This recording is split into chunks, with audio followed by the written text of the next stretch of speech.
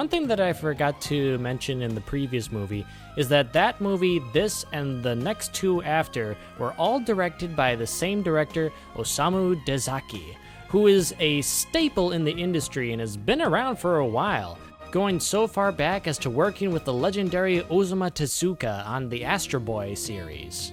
I bring this up because each one of these 5 films that he did feels different from each other, though with some interesting quirks here and there that link them all together. Our movie takes place on the island of Calcutta, where 2 warring forces of the Cassano family and the Carlos faction are at each other's throats, trying to get the other's piece to the legendary treasure of the Hemingway papers.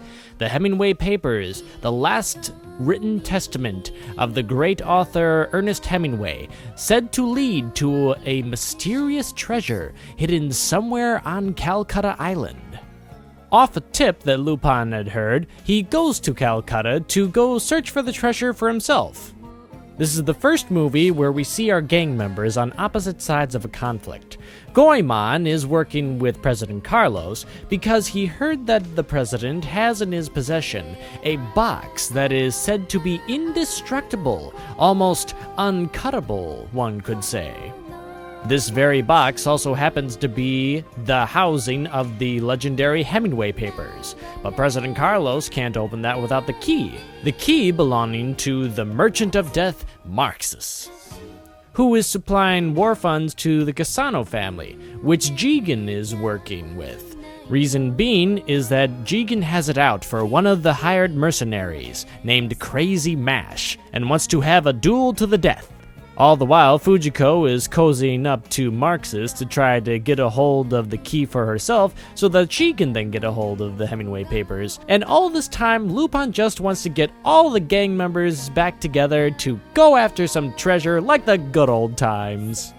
Our dame this time is Maria, a tough-as-nails bar owner who might be holding a grudge against the warring factions.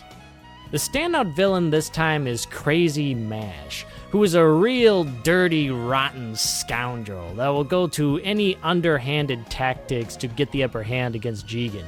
All Jigen wants is to do a 10 paces gun draw, and this little slithering snake just weasels his way out of it and punishes Jigen for it in the process. This is a very fun movie. Not so much a treasure hunting or even a real heist movie, it's more of a drama movie. We get to see our favorite characters acting out on their own, having their own agendas, and those agendas conflicting with their other gang members that they've been together with for so long, thus causing some tensions between them. One complaint is that most of the villains are taken out in boring ways aside from MASH. Just a regular old flood, and that's not really too interesting in and of itself. Other than that, the film has a nice, easygoing attitude with it, mostly focusing on the ravages that war can have on a small island community, and that's kind of the lesson that I take out of this film. Lucky for people in the States, the Hemingway papers are available on DVD, so check them out for yourself and have a great time.